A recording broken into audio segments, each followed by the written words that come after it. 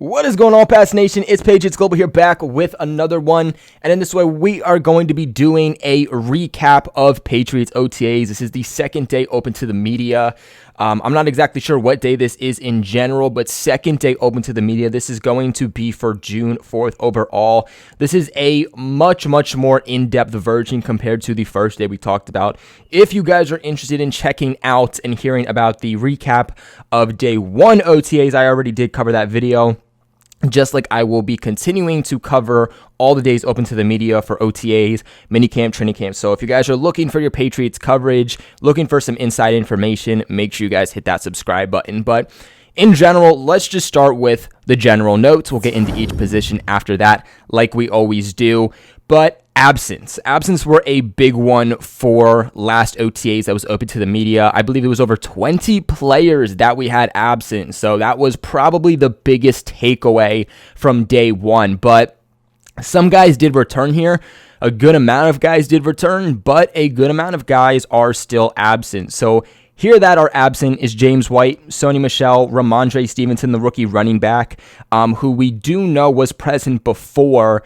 Brandon Bolden was absent. We know that he was present before also, so it's not like he's holding out or anything. N'Keal Harry wasn't present. Devin Smith, Jonnu Smith, Isaiah Wynn, Trent Brown, Matt Judon, Byron Cowart, Dante Hightower, Terez Hall, Stefan Gilmour, J.C. Jackson, Devin McCourty, Adrian Phillips, and Nick Folk. I'd probably say the biggest takeaways here, this is what I did last time, J.C. Jackson, interestingly enough, he seems to be there when the media isn't there, but when the media is there, J.C. Jackson just kind of goes MIA. Not totally sure what's up with that. Stefan Gilmour, he's holding out. I firmly believe that that is what it is. Stefan Gilmour isn't even going to be making top 10 money at the cornerback position under his current contract, which is about $7 million for 2021. He will not be playing under that contract. Whether the Patriots trade him, get a contract extension done, something has to be done to the contract to give him more money. That's when he'll return. That's when he'll start playing again. But until then, do not expect to see Stefan Gilmour. Dante Hightower, according to his teammates, has been in virtual meetings, but is not physically there. We do know that he just got married recently, and also had a kid, so that's something notable. Something else to note is that the two starting tackles, Trent Brown and Isaiah Wynn, still also aren't there. So still something to note. I don't think it's anything too much to take away, but obviously the Patriots can't do too much with their two starting tackles out along the offensive line, and they can't really get a good feel enough for it with, of course, both of your starters at those left tackle and right tackle positions out. Jonnu Smith still not here. You don't love to see it. Your number 2 tight end, obviously, well, number 1 to number 2, but because he has not been in the mold and Hunter Henry has been, it definitely seems like he's going to be that number 1, and that Jonnu Smith will likely be kind of that number 2 guy. I know that they're kind of doing those 12 set, or for that 2 tight end set rather, with the offense already. I know they wanted Jonnu Smith here to be able to do that, but they're not going to wait for him to show up. So we've seen a little bit more of Hunter Henry and a Devin Asiasi kind of taking on the 12 personnel 2 tight end set. And I kind of expect Jonnu Smith to take over that role for Devin Asiasi when he comes back. But obviously, you do wish that Jonnu Smith does get back at some point, because it hasn't really worked out with the team yet. And obviously, when minicamp and training camp comes along, then he'll likely be there because it's mandatory. But he is still getting surpassed by someone like Hunter Henry, who has been at all these. So we just discussed some of the notable guys that were absent, still absent, or just essentially weren't there for day 2. It's a notable thing to note who also returned compared to what we saw before. So Trey Nixon, the rookie 7th round selection, he did return after it was reported he was dealing with a leg calf injury of the sorts. He's back. He seems to be fine. Kyle Van Noy also returned. Chase Winovich returned. Lawrence Guy, Christian Barmore, Harvey Longy, Miles Bryant, and Brandon King. So a lot of guys returned, mostly on the defense. My big notable one here, though, is Brandon King. After missing several seasons, after I believe it was his ACL that he tore in the preseason a couple of years ago, seems like he's finally getting back into the mold. That's what you love to see.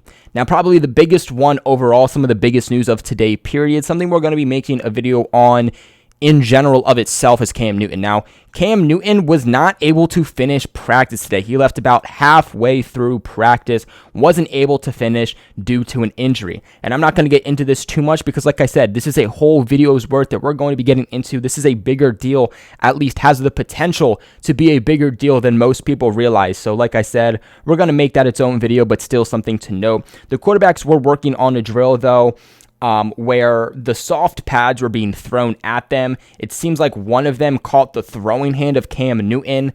They're not 100% sure that's what it was. I was listening to videos about this and doing my research on it. Not everyone's really sure when this happened or how it happened, but they said that this seems like it was around the area of when he seemed like he was in pain and kind of when he left. So they're expecting that's essentially what happened. He stayed on the field, though, but he did get a lot of attention from the doctors and trainers. Now, some other not so great news here. For the Patriots quarterback situation, rookie quarterback Mac Jones seems to be dealing with a minor calf injury. Not sure when this happened, how this happened, just reported that it looks like he's dealing with a minor calf injury. He wore a sleeve on it, and it appeared to be favorable at some times while he was on the field. So it could be something that bothers him a little bit, could be something that limits him a little bit going forward. Again, not too sure how much this is affecting him, and it's not like we're getting injury reports also, and I don't expect Belichick to really talk much about this either because it's not the regular season, so definitely something to watch. Overall, from what was reported, the defense won today versus the offense. Doesn't really surprise me, especially with so many key defenders back into the mold here.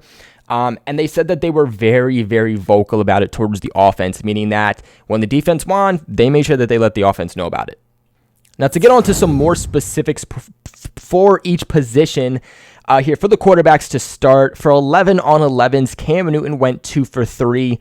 The only incompletion there was because of a sack. Mac Jones was 3 for 5. He had a sack, and then he also had 2 pass broken ups. Jarrett Stidham, easily the winner. Easily the winner of all of the quarterbacks today. Probably the biggest standout for day 2 here. Just looked phenomenal from everyone that I heard, from all the videos, from all the research that I did. He went 9 for 10 in 11 on 11s. He would have went 10 for 10 if it wasn't for a drop by the receiver. And then Brian Hoyer didn't look great. He went 4 for 9. To move on to 7 on 7s, Mac Jones went 5 for 6. Jarrett Stidham went a perfect 4 for 4, while Hoyer went 3 for 4. After Cam Newton left, it sounds like Mac Jones was the lead quarterback. Doesn't surprise me at all. From what was seen from day 1, it was kind of going Cam Newton, Mac Jones, and then Jarrett Stidham and Brian Hoyer kind of doing their own thing. So, again, it really seems like they're trying to get Mac Jones up to par as fast as possible. I know that there was also a point where Mac Jones actually was working one-on-one for a good period of time with the Patriots offensive coordinator in Josh McDaniels. So from everything we're seeing, they are really, really trying to get him as developed as fast as possible. They're not going to put him in a position where he's not ready, but it does seem like they're trying to get him into the fold as QB1 as quick as they can. Now, although Mac Jones was the lead quarterback in 7 on 7s, Jarrett Stidham was the guy in there for 11 on 11s. Mac Jones also played it very, very safe today. He looked spectacular day 1.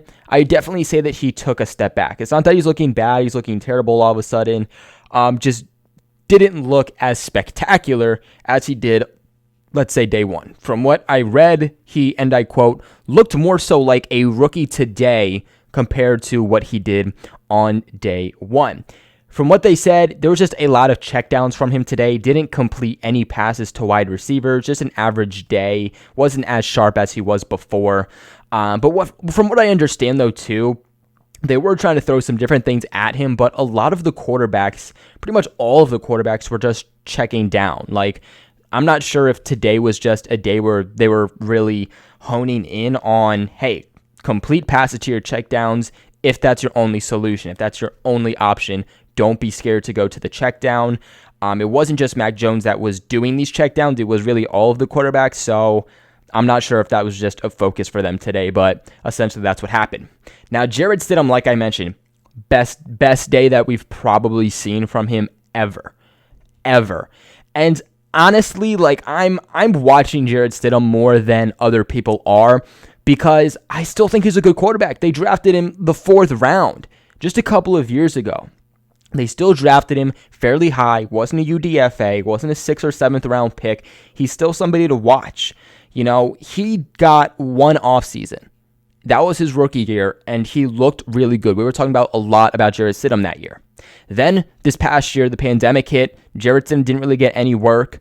Jarrett Stidham didn't even get a full training camp like the other guys did because he was dealing with an injury. So, although, yeah, they want Mac Jones to be the guy, like, just continue to see how Jarrett Stidham develops because I still think that he could be a good quarterback. Although, likely not the future franchise quarterback of the Patriots, still definitely a guy to watch.